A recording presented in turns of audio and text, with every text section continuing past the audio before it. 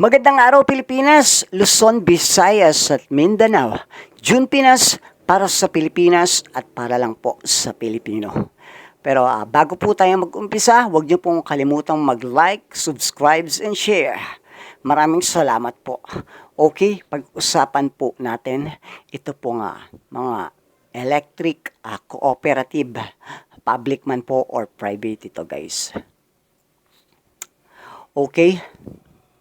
May inutos po ang ERC dito po sa mga milyonaryo nga may-ari ng electric cooperative na ito, mapa-private man po or public sa buong bansa, na hindi po muna mapuputulan ang ating mga consumers dahil nga po sa ating kinakaharap na krisis ngayon sa Pilipinas, at pwede din pong i-divide or unti-untiin ang bill hanggang July.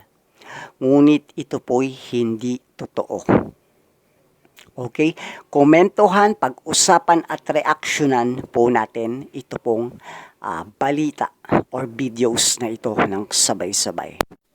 Sakop lang ng suspensyon ang service disconnection ng mga electricity bill na na-issue simula May 1 hanggang July 31. Ito ang nilinaw ng Energy Regulatory Commission o ERC sa direktibang inilabas nila para sa mga distribution utilities sa buong bansa. Okay. Pansamantala daw po na hindi po muna mapuputulan ito pong ating mga consumers. Kasama na po ako doon. Ito po ay hindi totoo. Okay? Ako na po ang nagpapasinungaling nito. Dito po sa sinabi ng ERC na hindi po or pansamantalang hindi po mapuputulan ang ating mga consumers para po hindi naman po masyadong mabigat sa ating mamamayan ng Pilipino or ang ating taong bayan, or kahit papaano po ay makatulong po para sa taong bayan na hindi po masyadong lumubog dito po sa kinakaharap nating krisis. Pero ito po'y hindi totoo. Sinungaling po kayo. Ha? Ako po mismo, naputulan po kami. Dito po sa probinsya ng Nueva Ecija, halos po lahat ng barangay dito ay naputulan or may mga naputulan dahil hindi po nakabayad ng isang buwan. Ano po itong sinasabi ninyo na pansamantalang hindi po muna mamumutol ang ating mga electric cooperative, mapa-private or public sa buong bansa? Hindi po ba kasama ang Nueva Ecija sa buong bansa? Huwag nyo na nga po kaming pinaggagago. Wala na nga ho kayong naibibigay na tulong sa taong bayan. Mas lalo nyo pa pong ginigipit at inilulubog ang taong bayan sa kahirapan. Lalong-lalo na po dito sa krisis na kinakaharap po natin ngayon. Nasaan po ang pagtulong ninyo? So ano po yan, ERC? Papogi? Pabango ng pangalan? Hindi totoo. Hindi totoo. Huwag kayong magsinungaling. Propaganda yan. Dahil lang dami pong naputulan dito. Hindi po. Walang... Sobra po ang galit ng tao dito po sa aming probinsya, halos lahat. Ang dami pong nagrireklamo sa mga electric cooperative po dito. Kasi po, kayo po ang nag-utos ERC. Na buong bansa. Public or private cooperative, electric cooperative.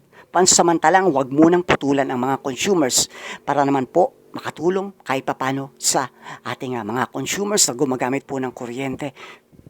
Dahil hindi na po kayang magbayad ngayon dahil unang-una, lahat po tumaas.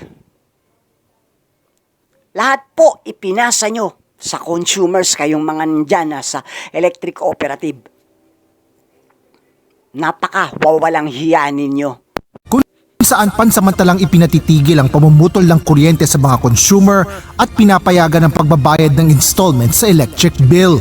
Iiral ito mula Mayo hanggang Hunyo ngayong taon. Ngunit para sa mga hindi pa nakabayad noong Abril, ipinaliwanag ni Atty. Maria Corazon Guines, Legal Service Director ng ERC, maaari pa rin silang maputulan ng kuryente. So ang mangyayari yan, Mga gago pala kayo eh. Ginugulo nyo yung utak. Masyado yung ginugulo yung isip ng taong bayan. Ha? Mag-announce ka na pansamantalang hindi mo na mapuputulan ang ating mga consumers. Ha? 200 kilowatts hours pababa sa buong bansa. Ngayon, ayan yung sasabihin mo. Eto ka, oh. Ay, nako, Diyos me, maramar tong mga kutosan kita sa fallopian tube, eh. April 2 to May 2. So yun yung billing period mo which will be issued on May 2. So covered yon. Pero kung kunwari na-issue na yung bill mo, okay, ng April 30 and earlier, hindi yun kasali. Tumigil ka, sinungaling ka, ha? Etong bill namin, ha? Etong bill namin, na-issue ngayon lang. Ngayon lang. Oh, tapos pinutol agad. Huwag mo akong gaguhin, ha? Huwag nyo kaming gaguhin, huwag nyo kaming pinagagago. Ha? Nagpapa-interview kayo para bumango yung pangalan nyo kunwari. Pero yung inuutos nyo ay hindi naman natutupad, hindi naman ginagawa. Yung inuutusan ninyo. Ang kakapal ng mga mukha ninyo. Wala na nga kayong naitutulong dito sa kinakaharap na krisis ng taong bayan, mas lalo nyo pang inilulubog sa kahirapan. Ang madlang people. Kutosan kita sa fallopian tube. Gusto mo ba? Ha? Kantahin ko yung upuan diyan sa inyong mga nakaupo sa gobyerno. Para matauhan kayo. Kayo po na nakaupo. Baka gusto niya namang tumayo. Nang baka matanaw ninyo ang tunay na nararamdaman at hirap ng tao. Grabe kayo. Doon sa suspended na disconnection. Kapag na-issue ang bill simula May 1 hanggang July 31, maaaring gawing installment o Hindi totoo. Yung bill namin, ito, May 21 lang. In-issue yung aming bill. Pinutol agad. Linawin nyo! Huwag kayong magpabangulang, huwag kayong magpropaganda. Gawin nyo. Yun totoo. Hindi para sa preskon lang ng mga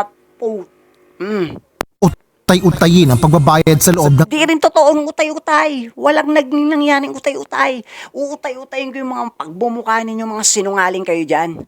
Walang utay-utay. Pinutol nyo agad. Putol agad. Isang buwan, putol agad. Totoo yan. Putulin nyo yung kamay ko, daliri ko, ha? Kung di kami naputulan, pakita ko sa inyo yung resibo. Sa mga dyan. Mga babash. Talagang pinutol, isang buwan pa lang. In-issue, ang bill namin is May 21. Then, pinutol agad. Anong sinasabi ninyo nga, pansamantalang hindi mapuputol? Wala kayong nagagawang tulong sa taong bayan, mga hinayu pa kayo. 3 buwan. Halimbawa, kung 900 pesos ang bill mo na na-issue ng May 1, hahatiin ito para sa 3 buwang pagbabayad. Ibig sabihin, maaari kang magbayad lamang ng 300 pesos sa due date ng bill sa buwan ng May, June at July hanggang sa mabuo ang 900 pesos. Kaya sa buwan ng Wala hong nangyaring ganyan. Wala hong nangyaring utay-utay or divide doon sa bill. Wala po. Putol agad. Wala pong nangyaring divide. Wala. Huwag niyong pinaglolo ko yung tao. Kayong nasa gobyerno, maawa kayo sa tao. Huwag puro politika. Wag puro pa pogi, wag puro pa preskon, wag puro pa bango. Gawin nyo yung totoong pagtulong sa tao, sa taong bayan. Wala, baon na baon sa kahirapan ngayon. Kasama po ako doon dahil kasama po ako naputulan ng kuryente. Nang wala pong abiso dahil kami po'y umaasa dyan sa inutos ninyong mga ERC kayo, na nga, kayong mga ERC, inutos nyo na utay-utayin or pansamantalang hindi mo na mabutol sa aming mga consumers. Ngayon umasa kami. Dahil yung pambabayad namin doon sa kuryente, inilaan na lang namin muna sa pagkain. Pero nagulat kami biglang nawalan ng kuryente. Mga sinungaling kayo. Diyan, ERC at diyan sa mga Hunyo kung 1,200 pesos ang aktual na bill para sa konsumo, idadagdag Tama na po. Tama na po yung mga pagsisinungaling nyo. Ako na po nagsasabi na hindi po totoo yung mga sinasabi ng ERC na yan. Okay guys, pasensya na po. Masyado po akong nadala ng aking emosyon dahil po sa nangyari po talaga sa amin. Tungkol po dyan sa lahat ng electric cooperative. So, ano po yung mga opinion nyo guys? Pakilagay na lang po ang inyong mga opinion dyan sa comment section sa baba. Okay, maraming salamat po. God bless. June Pinas para po sa Pilipinas at para lang po sa inyong mga Pilipino. I love you guys. God bless po.